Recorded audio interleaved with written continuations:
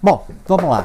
Vamos falar do... Tem uma página no livro A Caminho da Luz, Propagação do Cristianismo. Na Judéia, cresce então o número de prosélitos da nova crença.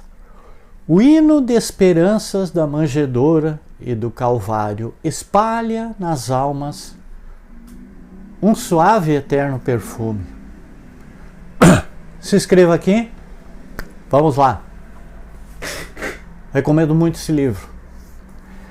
E é assim que os apóstolos, cuja tarefa o Cristo abençoara com a sua misericórdia, eles espalham as claridades da Boa Nova por toda a parte, repartindo o pão milagroso da fé com todos os famintos. A doutrina do crucificado, ela propaga-se com rapidez do relâmpago. E fala-se dela tanto em Roma como nas Gálias e no norte da África. Surgem os advogados e os detratores e os próprios prosélitos mais eminentes buscam doutrinar, disseminando as ideias e as interpretações. Nós vamos ver que as primeiras igrejas surgem ao pé de cada apóstolo ou de cada discípulo mais destacado e estudioso. A centralização e a unidade do Império Romano naquele tempo facilitaram o deslocamento dos povos missionários que podiam levar a palavra de fé ao mais obscuro recanto do globo, sem as exigências e os obstáculos das fronteiras.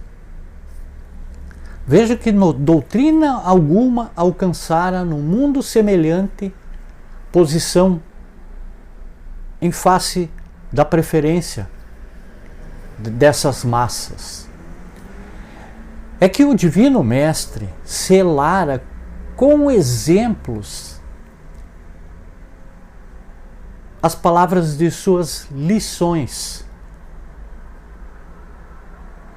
Maior revolucionário, como eram conhecido de todas as épocas, não empunhou outra arma além daquelas que significavam amor e tolerância, educação e aclaramento. Condenou todas as hipocrisias. Insurgiu-se contra todas as violências oficializadas, ensinando simultaneamente aos discípulos o amor incondicional, à ordem, ao trabalho e à paz construtiva. E é por essa razão que os evangelhos, eles constituem esse livro da humanidade por excelência. A sua simplicidade e singeleza transparece na tradução de todas as línguas da terra, prendendo a alma dos homens entre essas luzes do céu ao encanto suave de suas narrativas. Nesse tempo, quando a guerra formidável da crítica ela procurava minar o edifício imortal da nova doutrina, os mensageiros do Cristo presidiam a redação dos textos definitivos com vistas ao futuro, não somente junto aos apóstolos e seus discípulos também, né? Mas igualmente junto aos núcleos das tradições. Os cristãos mais destacados, eles trocavam entre si cartas de alto valor doutrinário para as diversas igrejas. E eram mensagens de fraternidade, de amor, que a posteridade muitas vezes não pôde ou não quis compreender. Muitas escolas literárias se formaram nos últimos séculos dentro da crítica histórica para o estudo e elucidação desses documentos. A palavra apócrifo, ela generalizou-se como o espantalho de todo o mundo. Histórias numerosas foram escritas, hipóteses incontáveis foram aventadas, mas os sábios materialistas no estudo das ideias religiosas não puderam sentir que a intuição ela está acima da razão. E ainda uma vez, eles falharam em sua maioria na exposição dos princípios e na apresentação das grandes figuras do cristianismo.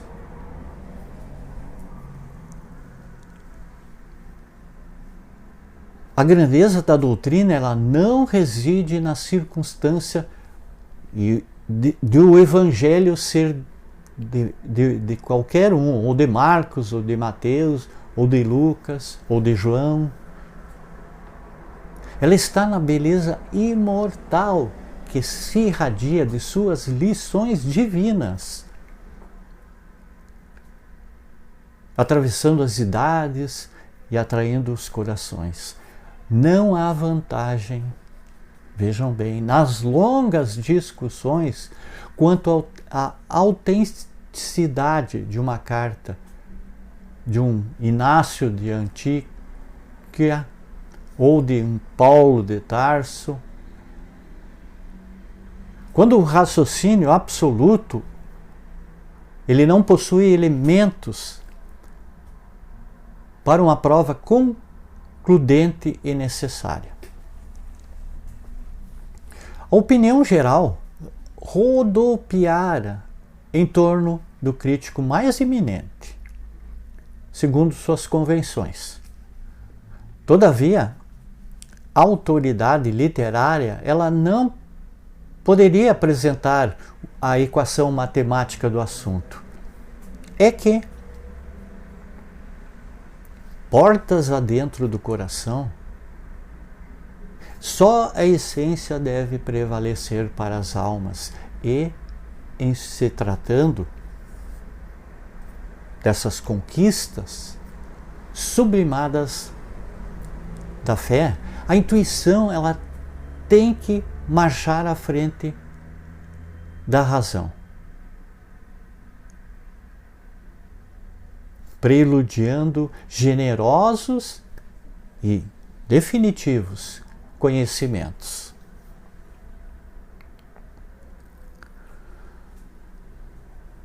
No trabalho de redação dos evangelhos, que constitui, sem dúvida, o portentoso alicerce do cristianismo, verificavam-se, nessa época, algumas dificuldades para que lhes desse o precioso caráter universal. Todos os apóstolos do Mestre, eles haviam saído do teatro humilde de seus gloriosos ensinamentos. Mas se esses pescadores valorosos eram elevados espíritos em missão, nós precisamos considerar que eles estavam muito longe da situação de espiritualidade do Mestre. Estavam sofrendo as influências daquele meio em que eles foram conduzidos. Então, tão logo se verificou o regresso do Cordeiro às regiões da luz, a comunidade cristã, de um modo geral, ela começou a sofrer a influência do judaísmo. E quase todos os núcleos organizados da doutrina, elas pretenderam guardar uma feição aristocrata em face das novas igrejas e associações que se fundavam nos mais diversos pontos do mundo.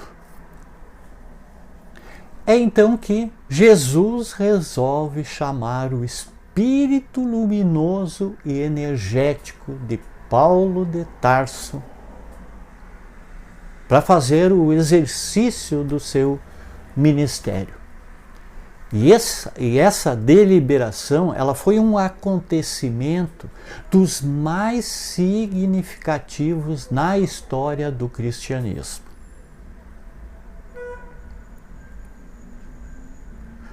As ações e as epístolas de Paulo, elas tornam-se um poderoso elemento de universalização da nova doutrina. Então, de cidade em cidade, de igreja em igreja, o convertido de Damasco, Paulo de Tarso, com o seu enorme prestígio, ele fala do Mestre, inflamando os corações. A princípio estabelece entre ele e os demais apóstolos, nós vamos ver isso, uma penosa situação de incompreensibilidade.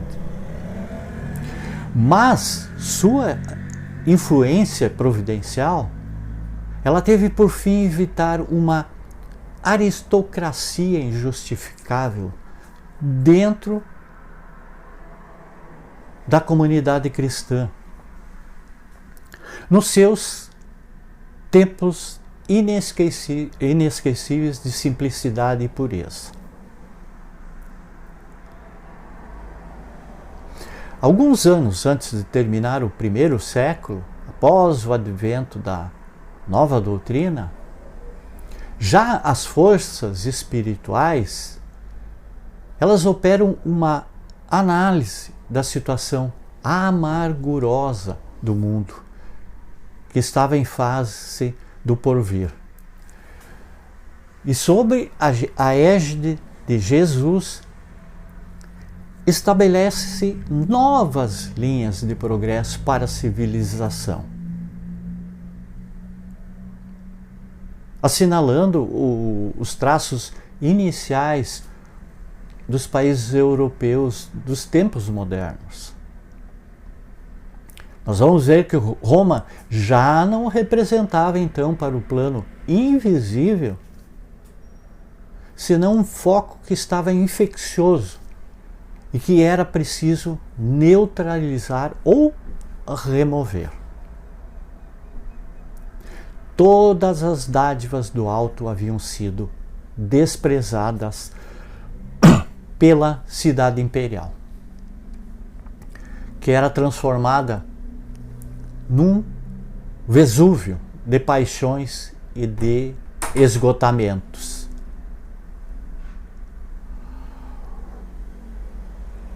O Divino Mestre chama, então, aos espaços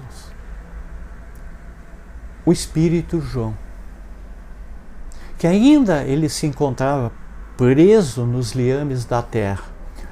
E esse apóstolo, atônito e aflito, lê a linguagem simbólica do invisível. Recomenda o Senhor Jesus que entregue os seus conhecimentos ao planeta como advertência a todas as nações e a todos os povos da terra. E o velho apóstolo de Patmos, ele transmite aos seus discípulos essas advertências extraordinárias do Apocalipse.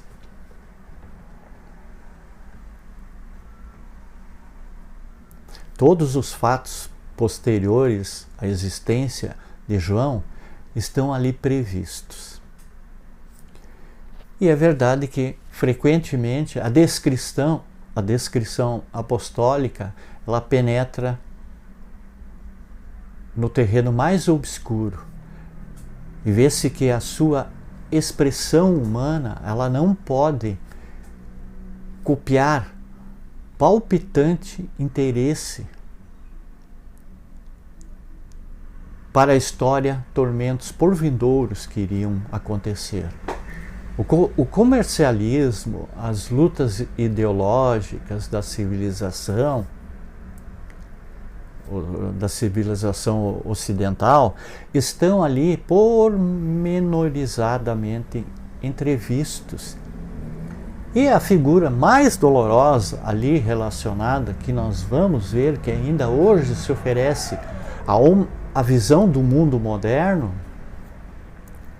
é bem aquela da igreja transviada de Roma, que estava simbolizada na besta vestida de púrpura e embriagada com o sangue dos santos. Fielmente a expressão divina das suas visões da humanidade estavam ali. Então reza o Apocalipse que a besta poderia dizer grandezas e blasfêmias por 42 meses, acrescentando que o seu número era o 666. Apocalipse capítulo 13, 5 e 18. Então, examinando-se a importância dos símbolos daquela época e seguindo o rumo certo das interpretações, nós podemos tomar cada mês como sendo de 30 anos, em vez de 30 dias. E nós vamos obter, desse modo, um período de 1260 anos comuns, que era justamente o período compreendido entre 610 e 1870 da nossa era, quando o papado ele se consolidava após o seu surgimento com o imperador Focas em 607. E foi feito o decreto da infalibilidade papal com Pio IX, em 1870, que assinalou a decadência e a ausência da autoridade do Vaticano em face da evolução científica, filosófica e religiosa da humanidade.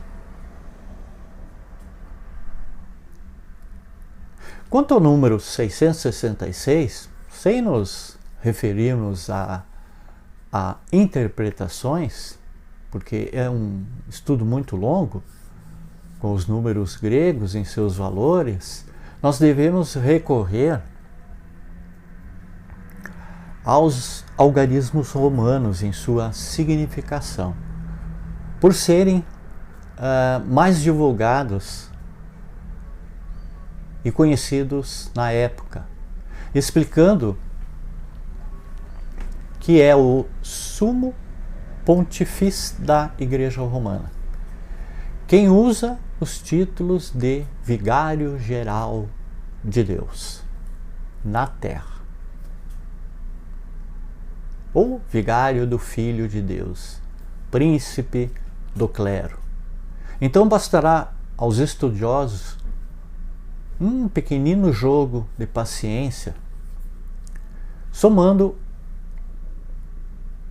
os algarismos romanos encontrados em cada título papal, a fim de se encontrar a mesma equação de 666 em cada um deles. Então vê-se, pois, que o Apocalipse de João ele tem singular importância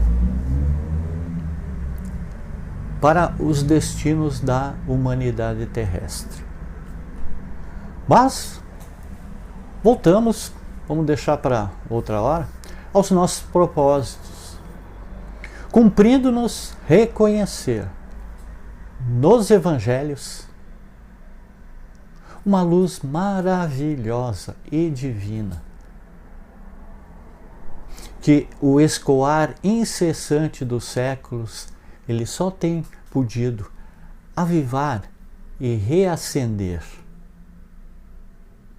É que eles guardam a súmula de todos os compêndios de paz e de verdade para a vida dos homens, constituindo um roteiro de luz e de amor, através do qual todas as almas elas podem ascender às luminosas montanhas da sabedoria dos céus. Muita paz, muita luz, gratidão a todos.